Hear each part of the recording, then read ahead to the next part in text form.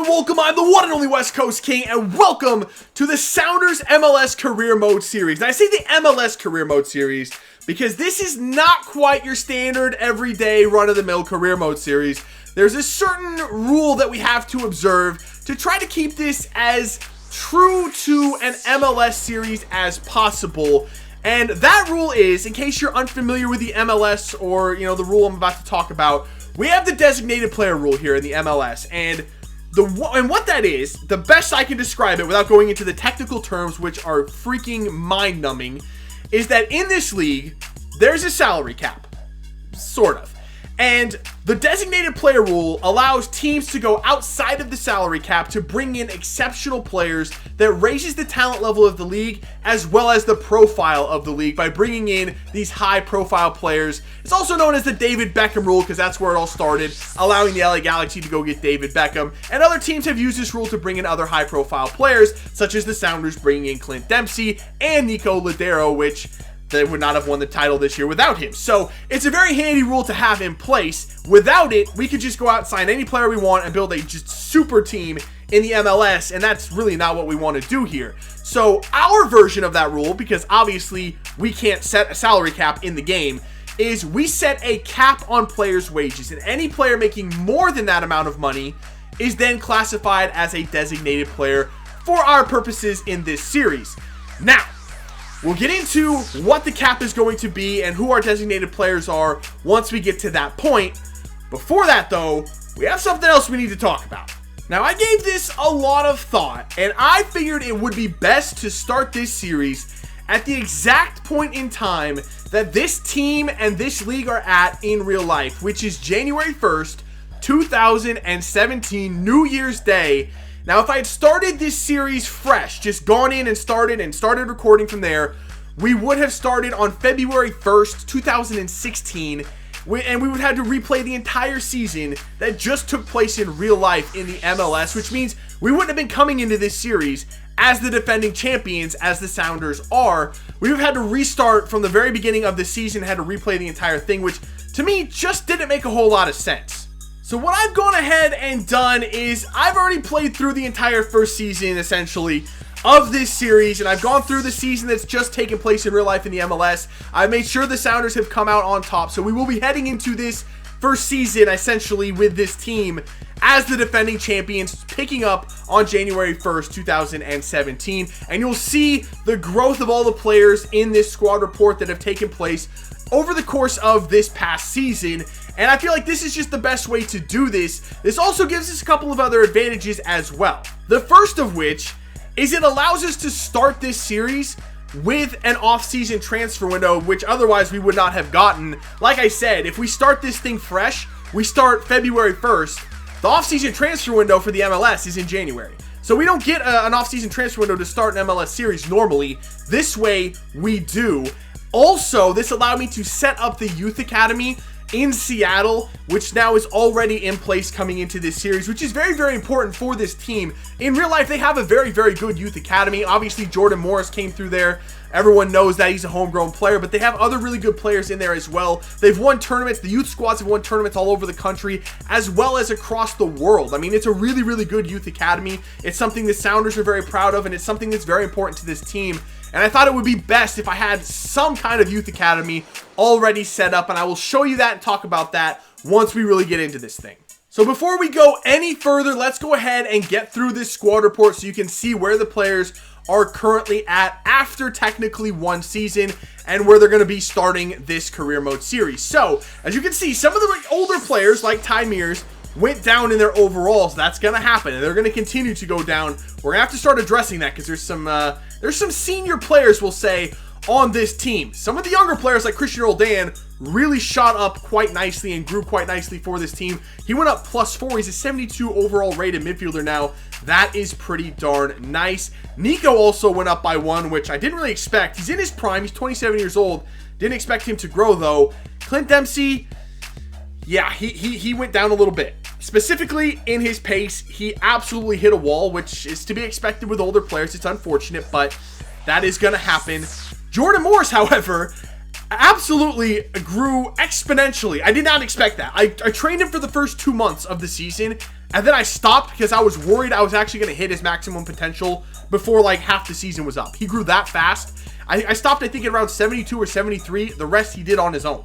He was absolutely insane as far as the growth goes in this first season.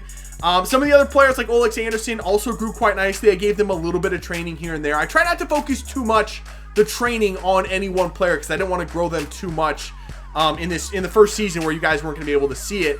Some of these other players that you might not know are from the youth academy and they wanted to be called up, and I decided to go ahead and do that and get them into the first team, though they didn't play all that often. Pierre Tremblay, though, is a center back that I called up who has really, really good potential. However, if he does grow into a good player, that designated player rule is there to make sure we do not overload the team with insane talent. So if these players grow into good players, we'll have to make a decision on which ones of them we actually keep in this team.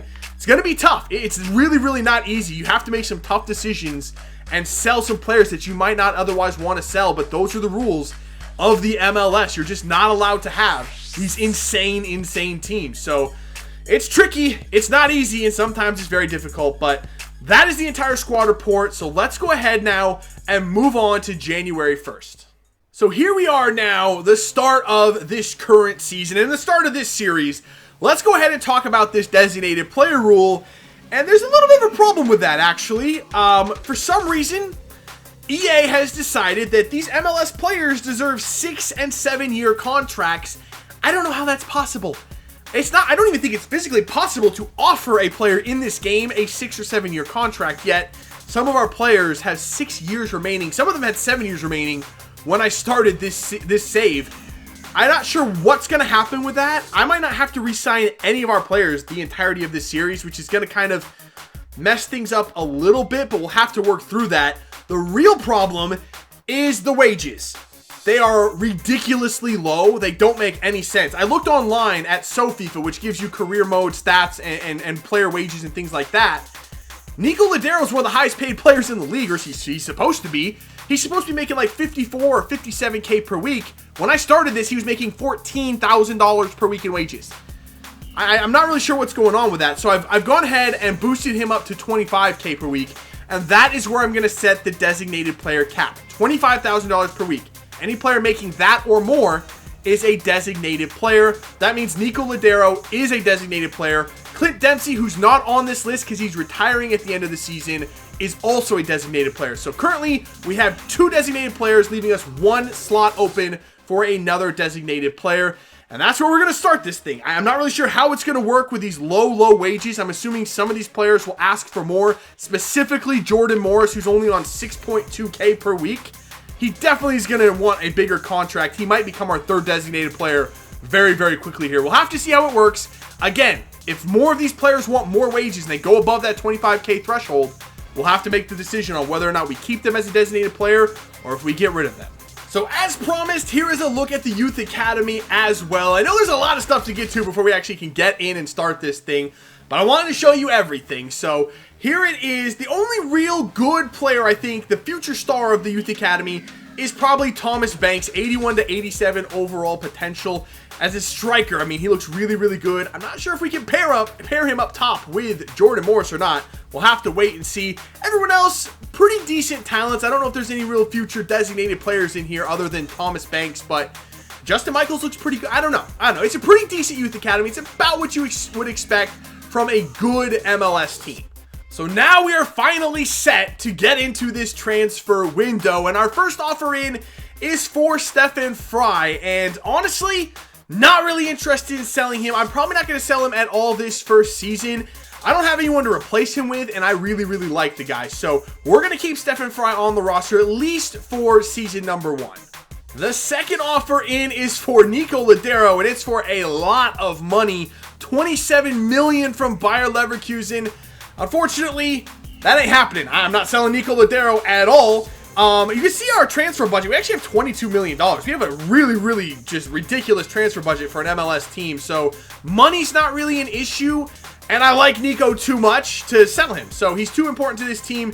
Nowhere are we selling Nico Ladero either.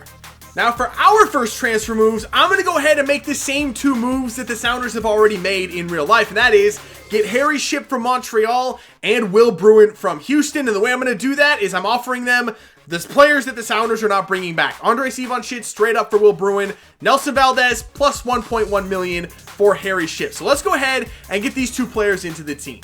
Now you guys know I'm a sucker for a good young American player. And honestly, the one that fits best in this team would be Christian Pulisic. However, and I said at the end of the Milan series when I had Pulisic, I shouldn't have gotten him. I should not have gotten him with Milan because that means I'm not going to use him in any other series in this FIFA. So there's going to be no Christian Pulisic in this series. Instead, though, let's go after a different young American. It's going to be Gideon Zelalem from Arsenal. He's on an expiring contract, a very good young American midfielder. And Arsenal value him at $2.8 million. That's not a problem at all. Money is not an issue as far as a transfer fee goes. The real problem is he makes $36,000 per week in wages in the Premier League. That would make him a designated player on this team. And already you can see this rule is a problem. I don't know if we want to make him our 3rd designated player already on this team. I'm not sure if it's really worth it, but with Dempsey retiring, we'll have another slot open next season. So I'm going to go ahead and make this offer. We could probably get him for like 2.2. We could probably get him for like 2 million. So let's go ahead and offer 2 million to Arsenal.